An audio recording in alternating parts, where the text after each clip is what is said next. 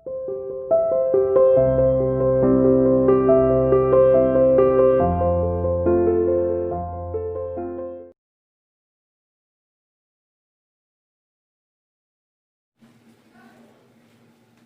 class, this is your English teacher and I welcome you to your revision section of literature portion.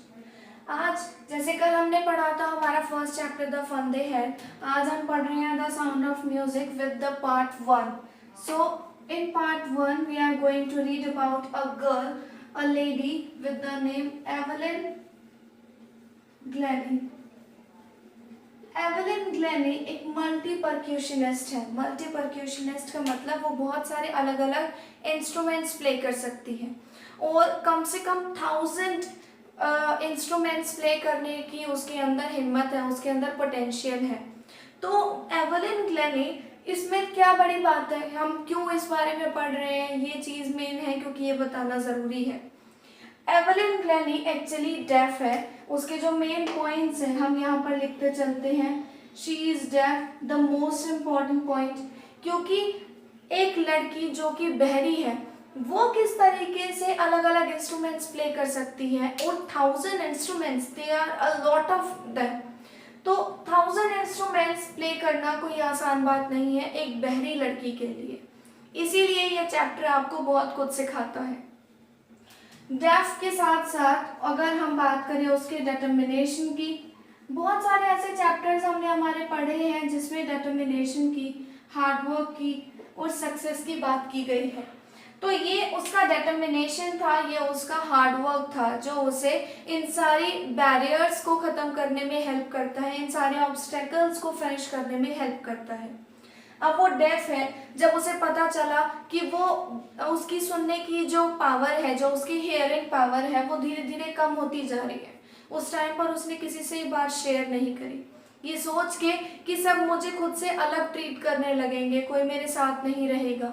लेकिन जैसे जैसे उसके marks कम आने लगे, वो पढ़ाई में कमज़ोर होने लगी, क्योंकि सारे जो बच्चे देख सकते हैं, सुन सकते हैं, ऐसे बच्चों के बीच में जब कोई एक ऐसा बैठ जाता है जिसे सुनने में प्रॉब्लम हो तो वो बच्चा भी हिचकिचाहट फील करता है और जब तक वो किसी को बताएगा नहीं तो टीचर को कैसे समझ आए कि उसको कोई प्रॉब्लम है. ऐसे ही जब उसके मार्क्स कम होने लगे तो जो उसके पेरेंट्स हैं उन्होंने डॉक्टर को भी दिखाया, उसके मार्क्स का रीज़न जाना, तो उनके पेरेंट्स को पता चला कि एवलिन की जो हियरिंग पावर है, जो हियरिंग सेंस है, अब वो ख़त्म होती जा रही है. At the age of 11 she had become completely deaf. वो बिल्कुल बहरी हो चुकी थी और उसके बाद से ही उसने खुद को ऐसा फील करना शुरू कर दिया कि पता नहीं अब मेरे साथ मेरा फ्यूचर कैसा रहेगा, मैं आगे कुछ अच्छा कर पाऊंगी या नहीं. इवन उसके टीचर्स ने भी उसे सपोर्ट नहीं किया इस टाइम पे जब उसे बहुत ज़्यादा ज़रूरत थी. उस टाइम पर एक पर्सन थे जो कि परक्यूशनिस्ट ही थे. उन पर्सन का नाम था रॉन फॉक्स. तो रॉन फॉक्स उसके परक्यूशनिस्ट थे, वो तबला बजाते थे और रॉन फॉक्स ने उसके पोटेंशियल को समझा, उसकी मेहनत को समझा कि वो कितना अच्छा कर सकती है और उन्होंने इतना ज़्यादा उसे इनकरेज किया आगे कर बढ़ने के लिए, मेहनत करने के लिए, और इन्हीं की वजह से वो बहुत कुछ अचीव कर पाई अपनी लाइफ में. उसने बहुत सारे अवार्ड्स जीते, उसने अलग अलग उसने खिताब जीते. पहले उसने सिर्फ एक ग्रुप ज्वाइन किया, ऑर्केस्ट्रा ग्रुप ज्वाइन किया. धीरे धीरे उसे लगा कि जब मैं अच्छा कर सकती हूँ तो उसने सोलो परफॉर्मेंसेस भी देनी शुरू करी. ये सब कुछ हो पाया रॉन फॉक्स की वजह से. अगर ये पर्सन उसकी लाइफ में नहीं होते तो शायद एवलिन ग्लेनी भी बाकी लोगों की तरह सिंपल ही रहती, अपनी प्रॉब्लम से जूझ रही होती. लेकिन रॉन फॉक्स ने उसे ये बताया कि म्यूजिक को फील करने का तरीका क्या है. कानों से सुनना ही ज़रूरी नहीं होता, म्यूजिक को फील करने के लिए बॉडी पार्ट्स का काम करना ज़रूरी है, सिर्फ कान ज़रूरी नहीं है. तो ऐसे में रॉन फॉक्स ने जितनी हेल्प की एवलिन ग्लेनी को, एवलिन ग्लेनी उनकी वजह से बहुत आगे बढ़ पाई, बहुत सारे अवार्ड्स जीत पाई. और इतना आगे जाने के बाद भी उसने अपने बेस को नहीं भूला, मतलब वो अपने पास्ट को नहीं भूली कि वो क्या थी. ऐसे में उसने गरीब लोगों की मदद की, बहुत सारे फ्री मतलब जो शोज़ होते हैं, रियलिटी शोज़ होते हैं या जो बाकी शोज़ होते हैं, उसने बहुत सारे किए फ्री में, क्योंकि उसे अच्छा लगता था गरीब लोगों को के चेहरे पर खुशी खुशी देखकर, या इवन उसने जेल में जाकर भी बहुत सारे लोगों के आगे अपना सॉन्ग प्ले किया, म्यूजिक प्ले किया, तो उसके दिल को बहुत खुशी मिलती थी जब वो ऐसा करती थी।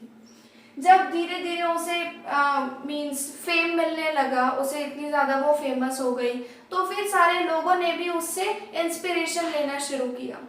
वो जितने बहरे लोग थे या जितने भी डिसेबल्ड लोग थे जिनको लगता था कि वो कुछ नहीं कर सकते, जब उन्होंने एवेलिन ग्लैनी की कहानी को सुना तो वो बहुत इंस्पायर हुए। वो खुद को इनकरेज करने लगे आगे बढ़ने के लिए, कि जब एक डेफ लड़की इतना कुछ कर सकती है, इतनी छोटी उम्र में इतनी सक्सेस अचीव कर सकती है, तो फिर हम क्यों नहीं। उसी की वजह से, एवेलिन ग्लैनी की वजह से ही बहुत सारे लोगों ने भी आगे बढ़कर अपने अपने पैशन को फॉलो करने की कोशिश की। इवन कईयों ने अपने पैशन को फॉलो भी किया।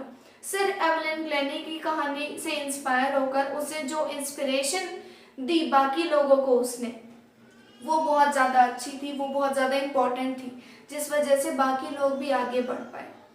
सो एवेलिन ग्लैनी से रिलेटेड कोई भी डाउट अगर आप चैप्टर में फेस करते हैं, you can freely contact me और WhatsApp me. Till now, thank you everyone, have a nice day. I have just one more thing to tell you कि हर 2 चैप्टर की कंप्लीशन के बाद आपको कुछ क्वेश्चन दिए जाएंगे that you are to do in your notebook, in your fair notebook, because I know that you are having a lot of space left in this notebook. So यहाँ हमारे 2 chapter हो चुके हैं। The first was the fun they had and the second is the sound of music, that is with part 1. तो इन दोनों chapter से ही आपको कुछ questions that can be short or long, whatever the type will be, तो जिस भी तरीके के आपके क्वेश्चन होंगे, those questions are required to do in your fair notebook and you will have to answer those questions very clearly. क्योंकि अब जब भी मैं आपका टेस्ट लूँगी उनसे रिलेटेड, चाहे इनका लूँ या ना लूँ, लेकिन मैं कभी भी पूछ सकती हूँ, may be in your online class और योर ऑफलाइन क्लास, मतलब टेस्ट भी ले सकती हूँ और ऑनलाइन क्लास में भी पूछे जा सकते हैं। तो अभी के लिए इतना काफ़ी है। Thank you, bye everyone.